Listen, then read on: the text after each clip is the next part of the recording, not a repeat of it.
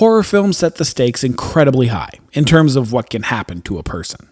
Each film and each scene within the film is attempting to move us towards the consequence, the results of terrible decisions or grave misfortune. The ticks on the clock moving ever forwards towards the ultimate of tragedies, the most final of conclusions.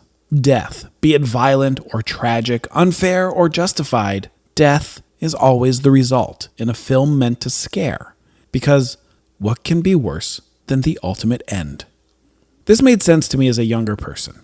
Of course, death, the distant, unreachable, seemingly imaginary concept of an ending, would appear to me as being the scariest and worst thing that could happen to a person. The potential of a person snuffed out, the dreams, the plans, wasted by an abrupt conclusion to a life.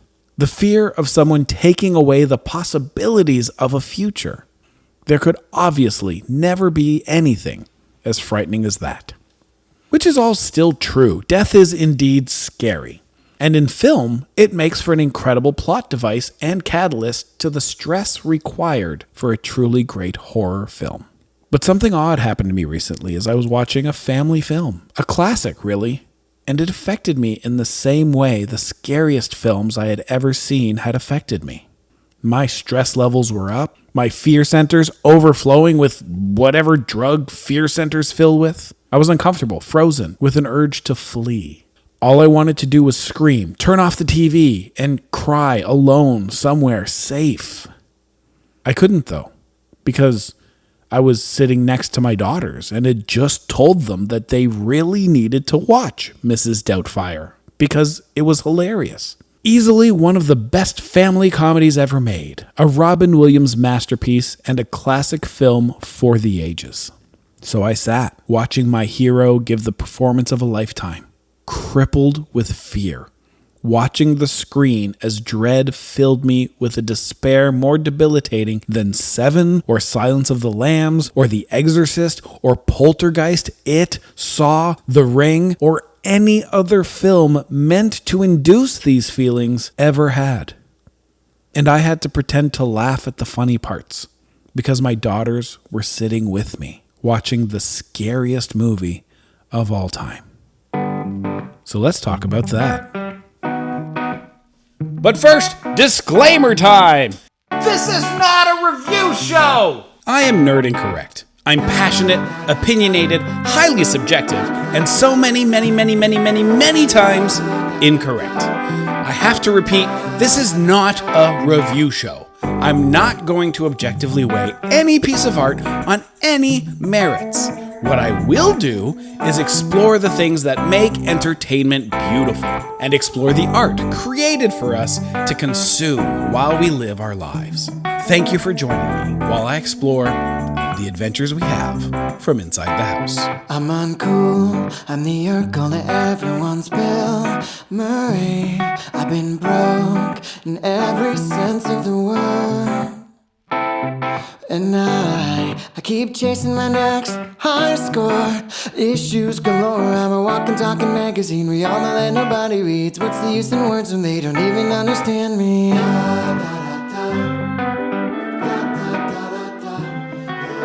Welcome to The Adventures We Have from Inside the House, a podcast about entertainment, how and why we consume it, and how it shapes our lives. And more importantly, a podcast that celebrates the things you like, even if nobody else does. My name is Tim Riel, and I am Nerd Incorrect, the boy who loves entertainment of every kind and always seems to fall in love with the properties in art that don't always follow the crowd. I bought myself a Roomba. It was one of my first splurgy expenses when moving into my new place. I'd split up from my ex and had been helped out quite a bit by my parents who had let me take over much of their house as I focused on getting my feet back under me and building what would be a new life for me and my daughters. I had lost a lot in that time. A home, a life plan, a future, and I was barely keeping my head above water. Thank God for my parents. I know they gave up a lot in that time. It couldn't have been easy for them. But if it was hard, if it was a struggle, if I was a burden, they never mentioned it, and it never showed. With their help and with their patience, I was able to set myself up for a future that I could build without any of the obstacles that I had come in with. And so, after finding a new place to call home, I went online and bought a Roomba. Well, not a Roomba.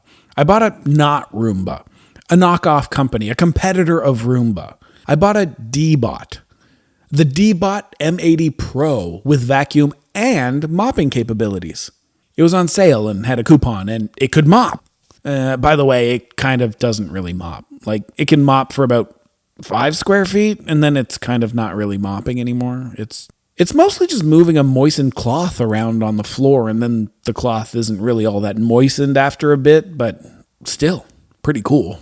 I had a Roomba before, when I had a house, and a typical family, and a future, and plans. I liked the Roomba. I liked the plans. I got this Roomba because it let me feel like I still had something. I moved into the new place during a week where the girls would be with their mom. Early on, we had tried a system where we'd trade off every 2 or 3 days, and that was a mess. We settled on 1 week on and 1 week off, which occurs to me now, saying it out loud, is an inaccurate way of putting that. I never saw my week away from my daughters as off. If anything, having them gone for a week was more difficult. Saying I was off makes it seem like I was on vacation or I took a break or that the work I had been doing had been difficult and now I could rest. If anything, those weeks were the hardest. I moved into the new place at the beginning of a week that the girls were not with me. I painted their rooms, I set up their stuff. I bought curtains and bed dressing and furniture. The rest of the place could wait. But their rooms had to be done for when they returned. And the day they returned to their new home, a package was waiting on our step. The Roomba had arrived. The Roomba we had before, we called it the maid. When it would start its scheduled pass, we'd say, "Oh, the maid is here," or "the maid's shift has started." But the maid still exists. It's still in their lives. So this D-Bot couldn't be named the maid. It would have to have another name. Emblazoned prominently on the top of the machine in big silver letters is the word D-Bot. I didn't want to call it D-Bot. D-Bot isn't fun or clever. The girls didn't like the name, but also couldn't think of anything better. Then I said, "How about Mrs. Doubtfire?" It was perfect. That's what we'd call it. Isn't that funny and clever? And my daughters just sat there staring. They didn't get it. Mrs. Doubtfire, like Mrs. Doubtfire, but it's a D-Bot, so Doubtfire? Still, nothing. Who's Mrs. Doubtfire? I stared back at my kids. Clearly, I had failed as a parent. I had failed as a fan of the great Robin Williams, and I had failed as a person who has dedicated his time to sharing the best of entertainment with whomever would listen. You haven't seen Mrs. Doubtfire? It's amazing. Okay, girls, let's see if we have it on the TV. And so we sat down, found it on a streaming site I subscribed to, made popcorn, cuddled on the couch, and then I spent the next 2 hours experiencing the most fear and terror I had ever experienced watching a film. The best horror and suspense films, the ones that really terrify people, always start with people and a premise that are relatable. The characters serve as vessels for the viewer to inject themselves into. If you can empathize with the character, can feel what they must feel, then their danger becomes your danger. You're invested in their plight, their outcomes. You want them to persevere because you would want you to persevere. A great horror movie makes you feel what the characters feel because you have felt, in less harrowing circumstances, the same feelings: stress, hopelessness, defiance. In A Quiet Place, you watch 2 regular people just like you and me, dealing with regular people stuff. The stresses of relationships, the weight of responsibility, the fear of not being up to the task, and expectations of the people in your life. And also there's a scary monster that will eat you and tear you apart if you make noises. A Quiet Place is scary because you can imagine being in that situation. You can imagine that because you are also just a regular person who would also not know what to do. You'd be at the mercy of instinct and chance. Knowing that makes every situation in the film tense, unnerving, and it can suck you right into the soul of the person on the screen because at this point, you are them. It's the reason why Alien is a horror film and why Aliens, the sequel, is an action film. In Alien, those are just blue-collar, regular people worker types. Just folks doing a job not unlike your job, but they're in space. In Aliens, that's the Space Marines, man. I love watching it, but I'm not them. Horror works best when you can easily relate to who the characters are as a person. Knowing that the consequences of their actions, their decisions, their mistakes is a horrible death and the horrible death of their loved ones, that's what's scary. Their adrenaline also pumps through us because our brain is telling us that this feeling requires action for survival, to persevere. Our brain puts us into their situation because we believe that we could be in that situation. That's the rush of a good horror film. The buildup to the dangerous moments creates a reaction within us. The moments of fear, the terror, the despair, it's all there within us. And it's fun because extreme feelings are fun. But horror films, suspense films, they're only fun because when they're done, we know that there are no sound monsters, no alien queens. We are safe. This was just an amusement park ride for our mind. It's fun because despite the slight chances that monsters might exist, a murderer might fixate on you, or that ghosts might want you dead, you're probably going to make it home tonight and eventually pass away innocuously. It's fun because it's not real. Can't be real, will never be real. Robin Williams plays an actor named Daniel Hillard. Daniel is married, has 2 kids, a decent career, and a penchant for excitability, and a tendency to go over the top in his expressions of love. It is of no doubt to anyone watching the film that Daniel is fun, kind, and a bit much. In the opening scene, Daniel makes a moral choice that costs him his job. He quits, and he does it in a way that will likely hurt his future career prospects. The very next scene, he's at the kids' school in time to pick them up. The kids are thrilled. It's obvious that there's a ton of affection between them and their father. As is customary for the first few scenes of any movie, there's a lot of exposition in both these scenes and the few that follow. His eldest daughter comments on Daniel losing his job in a way that indicates to us that this happens often. We learn that it's his son's birthday and that a party is out of the question because he got bad grades at school. Daniel, behind his wife's back, has decided to throw a party for his son anyway. Obviously, as an adult and a person who has been in relationships, this is a pretty big deal. If his wife, Miranda, feels that this is a betrayal of trust and respect, she would be 100% justified in feeling that way. A discussion about the severity of canceling a kid's birthday party because of grades should have been had. I personally think anything that robs my kids of good experiences and memories and the feeling of being important should be avoided at all costs. There isn't a thing my kids could do that should stop them from having a day that reminds them that they are important and loved.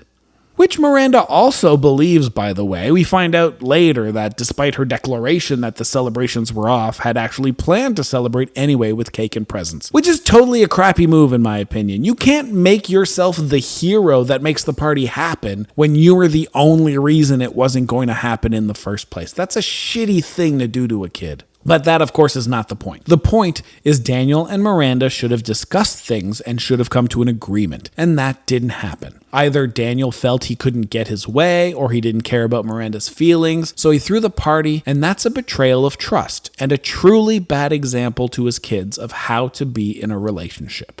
The party itself is used as the breaking point for the relationship in the film, the catalyst for the rest of the story. But it's very clear that there are some deep-rooted issues, a lot of bitterness, and a gulf between the two long before this party. We are given hints before Miranda is even aware of the party that there's a person that may enter her life that has some sort of impact on her. She flushes at the mention of his name. A history between the two is hinted at, and Miranda seems happily nervous in what seems to be more than a professional way. Based on her reaction to Daniel and the party, and based on Daniel's reaction to his wife, Miranda had probably checked out of the relationship long ago. They may have broken up at the party, but she was already on her way out.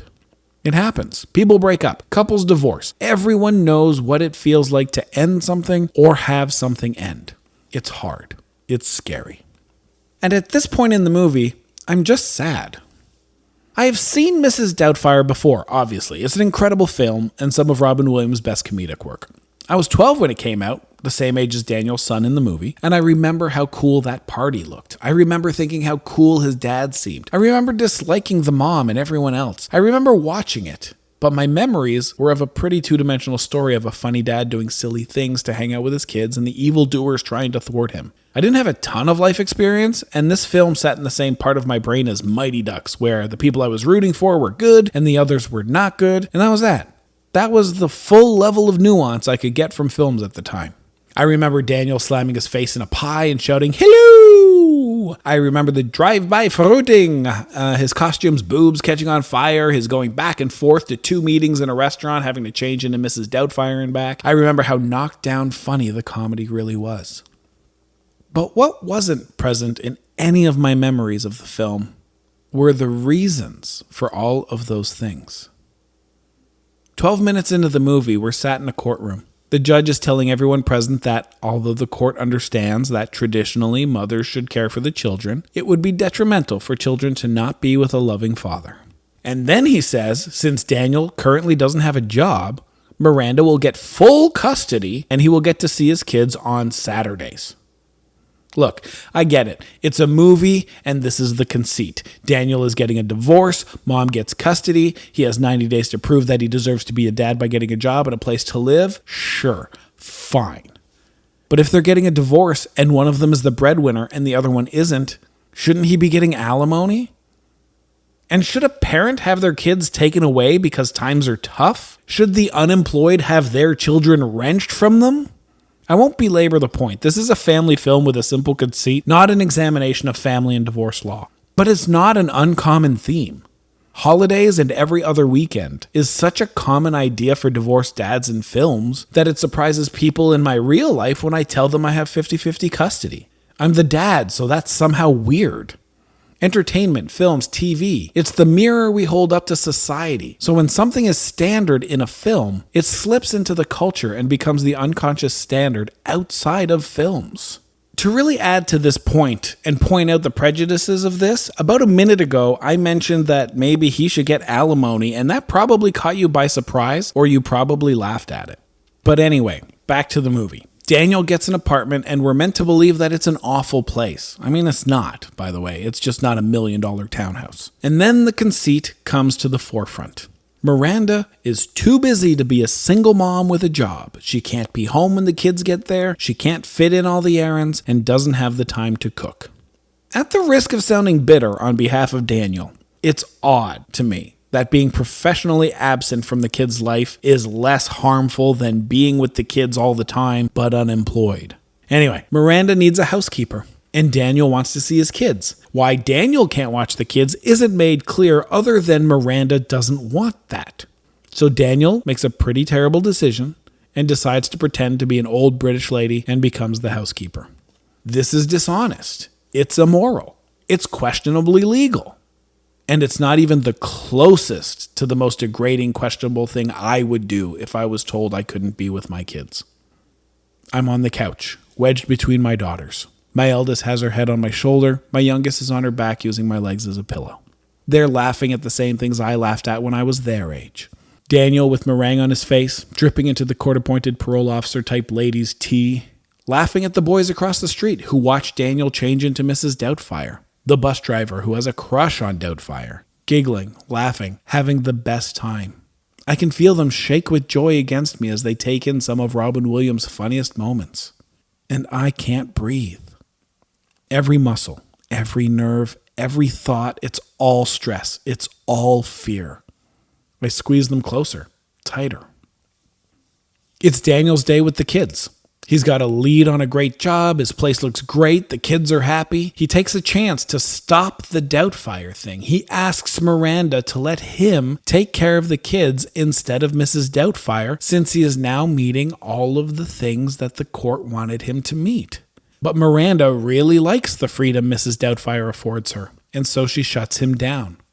She shuts down their father. Tells their father that he can't spend time with his kids because Miranda really likes their housekeeper. A lot of what Miranda does in this film scares me. During the initial hearing, she could easily speak up to say that keeping Daniel from his kids is wrong.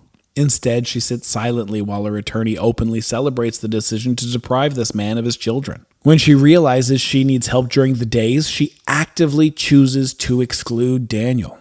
And when Daniel shows he's making an effort and doing everything he can, she still shuts him down. Just a quick reminder, Daniel wasn't abusive. Daniel wasn't neglectful. He wasn't unfaithful or cruel. He was divorced and between jobs. And that was enough to take his children away from him, with only the whims of his ex-wife deciding if and when he could see them. Unless, of course, it was Saturday. So now we're at that restaurant scene where it all falls apart. It's hilarious and insane, improbable, and everything hinges on this going well. It doesn't. Daniel is discovered. And then we're in court. Daniel points out that he has a job and has a suitable place to live. He says everything I feel and everything I think in this one speech to the judge. Ever since my children were born, the moment I looked at them, I was crazy about them. Once I held them, I was hooked. I'm addicted to my children, sir. I love them with all my heart. And the idea of someone telling me I can't be with them, I can't see them every day, it's like someone saying I can't have air. I can't live without air, and I can't live without them. Listen, I would do anything. I just want to be with them. I need that, sir. We have a history, and they mean everything to me. And they need me as much as I need them, so please, don't take my kids away from me. It gets silent after that. It's a tense moment. And then the judge decides that Daniel is psychologically unwell.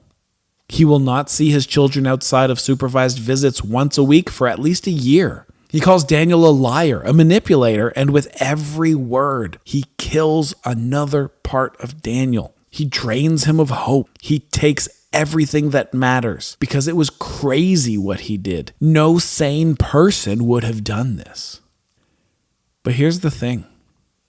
I don't want to know a father that wouldn't have done that.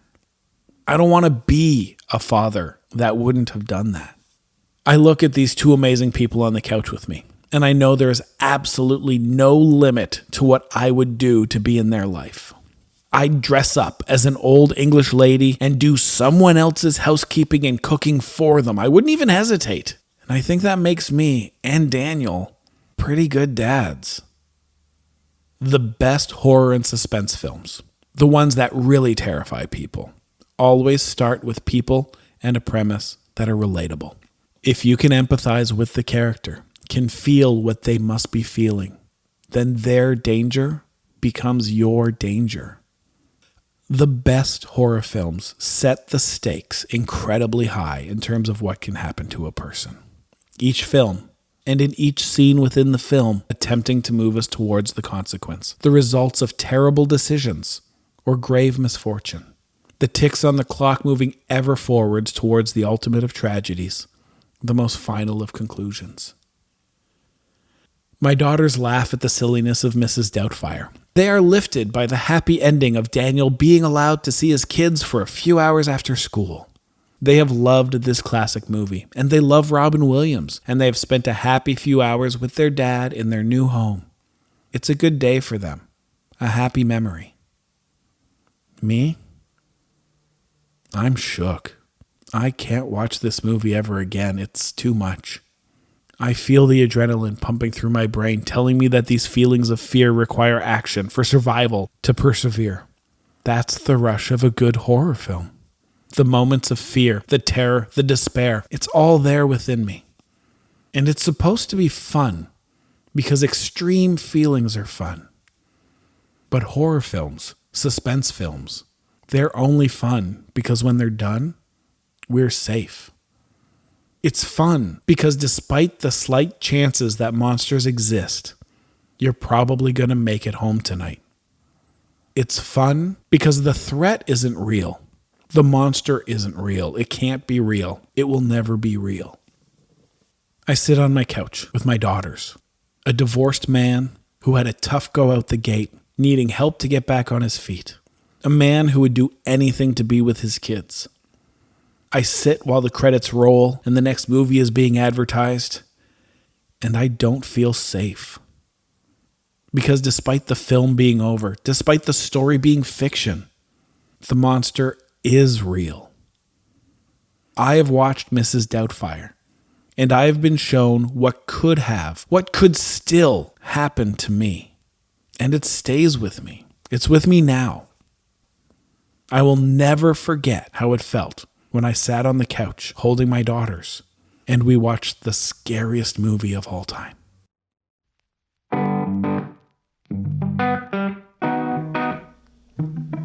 Our theme music is provided by Double Experience. You can find the track Bill Murray everywhere you get music. And my ability to take time out of my week to make this podcast is supplied by my supporters at patreon.com/nerdincorrect. If you support us on Patreon, thank you. And because you do, you're listening to this episode a week before anybody else.